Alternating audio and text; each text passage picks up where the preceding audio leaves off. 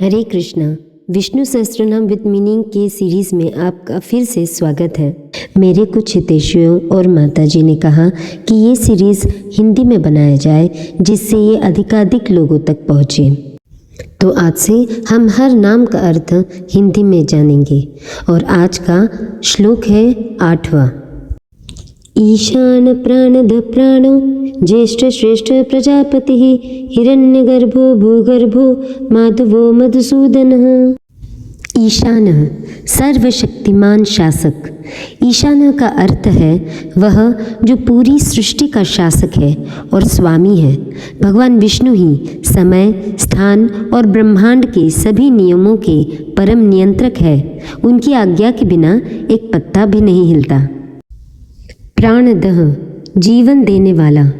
प्राणदः वह है जो सभी प्राणियों को प्राण यानी जीवन शक्ति प्रदान करता है। वही मृत्यु के समान जड़ पदार्थ में चेतना फूंकते हैं और सृष्टि को जीवंत बनाते हैं। प्राणो स्वयं जीवन रूप। भगवान केवल जीवन देते नहीं हैं बल्कि वह स्वयं प्राण है।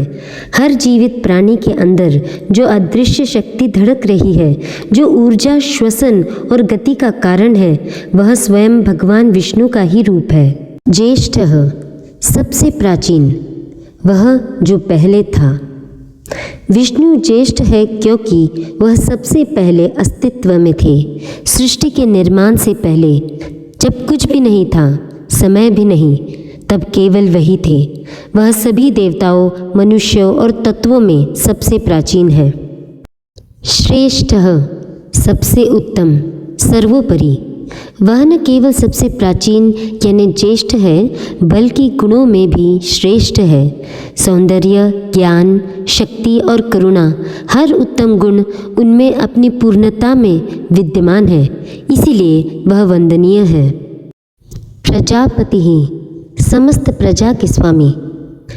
प्रजापति ही वह है जो सभी जीवों यानी प्रजा का पालन पोषण करता है और उनका स्वामी है। एक पिता की तरह वह अपनी पूरी सृष्टि की रक्षा और पोषण करते हैं। हिरण्यगर्भो सुनहरे गर्भ वाला। हिरण्यगर्भो वह ब्रह्मांडनीय स्वर्ण अंड है जिससे पूरी सृष्टि उत्पन्न हुई। यह नाम दर्शाता है कि भगवान विष्णु के अंदर ही संपूर्ण ब्रह्मांड के निर्माण की क्षमता और बीज निहित है। वह भगवान विष्णु जो सृष्टि के रचयिता ब्रह्मा जी के भी आत्मन यानी आत्मा का अंतर्यामी है। हिरण्य का अर्थ होता है सुवर्ण या दिव्य शाश्वत प्रकाश। गर्भ का अर्थ होता है केंद्र, स्रोत या जिसके भीतर सब कुछ समाया हुआ हो। ब्रह्मांड की उत्पत्ति के समय जो समस्त दिव्य शक्तियों, ज्ञान और ब्रह्मांडीय बीज के मूल केंद्र थे, वे हिरण्यगर्भ है। भूगर्भो वह जो पूरी पृथ्वी को अपने गर्भ उदर में धारण किए हुए है, जो पृथ्वी के मूल आधार है। जैसे एक माँ अपनी संतान को गर्भ में सुरक्षित रखती है और उसका पालन पोषण करती है, ठीक वैसे ही भगवान विष्णु इस समस्त पृथ्वी को स्थिरता देते हैं। इसके केंद्र में रहकर इसका पोषण करते हैं और संकट के समय जैसे वराह अवतार में इसे संभालते हैं। माधवो मधुसूदन सौंदर्य के स्वामी और संकटों के नाशक। श्लोक का अंत इन दो अद्भुत नामों से होता है जो भगवान के दो विपरीत गुणों को संतुलित करते हैं। माधवो यानी वह जो परम सुंदर, मधुर और माँ लक्ष्मी यानी माँ के पति है। वह सौंदर्य और प्रेम के स्वामी है। मधुसूदन वह जिन्होंने मधु नामक असुर का वध किया। यह नाम उनके रक्षक और संकटों को नष्ट करने वाले शक्तिशाली रूप को दर्शाता है।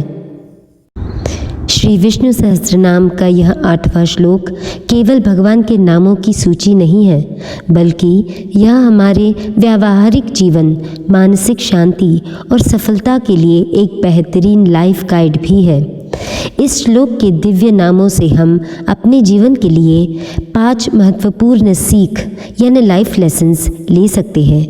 पहला, अपनी ऊर्जा को पहचाने और सही दिशा दे। प्राणदः और प्राणो। भगवान केवल प्राण देने वाले नहीं हैं, वे स्वयं प्राण रूप है। हमारे भीतर जो उत्साह, ऊर्जा और जीवन शक्ति है वह उसी परम तत्व का हिस्सा है।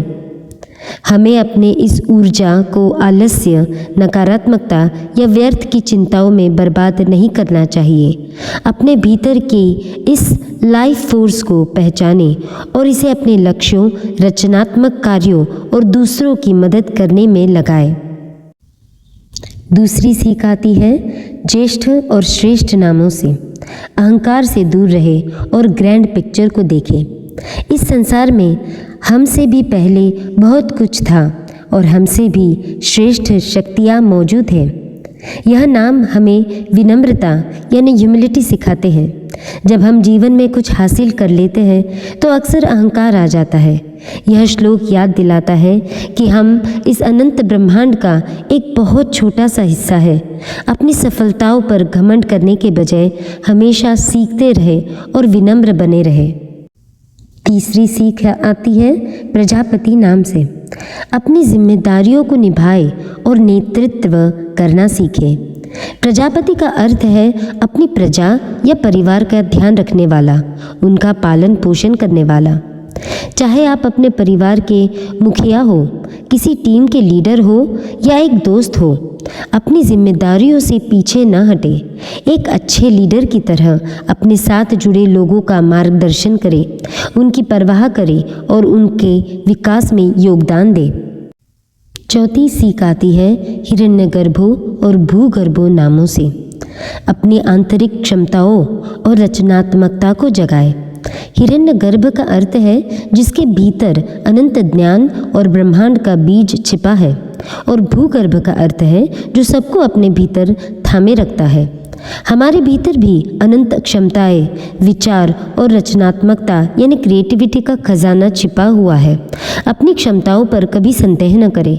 साथ ही भूगर्भ की तरह अपने भीतर धैर्य यानी पेशेंस और सहनशीलता लाए ताकि आप जीवन के उतार चढ़ाव को संभाल सकें। पांचवी सीख आती है मधुसूदन नाम से। नकारात्मकता और आंतरिक बुराइयों को खत्म करें। जैसे भगवान ने मधु नाम के राक्षस का अंत किया, वैसे ही वे हमारे दुखों और दोषों को दूर करते हैं। हमारे जीवन के असली राक्षस बाहर नहीं बल्कि हमारे भीतर ही है, जैसे गुस्सा, ईर्ष्या, आलस्य, डर और ओवरथिंकिंग यानी ज़्यादा सोचना। हर दिन खुद को बेहतर बनाने का प्रयास करें और अपने भीतर के इन नकारात्मक आदतों का वध यानी अंत करें। विष्णु सहस्त्रनाम का यह 8वां श्लोक हमें सिखाता है कि एक आदर्श जीवन जीने के लिए हमारे पास सकारात्मक ऊर्जा, विनम्रता, जिम्मेदारी, धैर्य और नकारात्मकता से लड़ने का साहस होना चाहिए। तो विष्णु सहस्त्रनाम विद मीनिंग के इस सीरीज़ के अगली कड़ी में मिलते हैं 9वें श्लोक के साथ। तब तक के लिए अपना ख्याल रखिए, नाम जप करते रहिए। हरे कृष्णा, राधे राधे, स्टे ब्लेस्ड।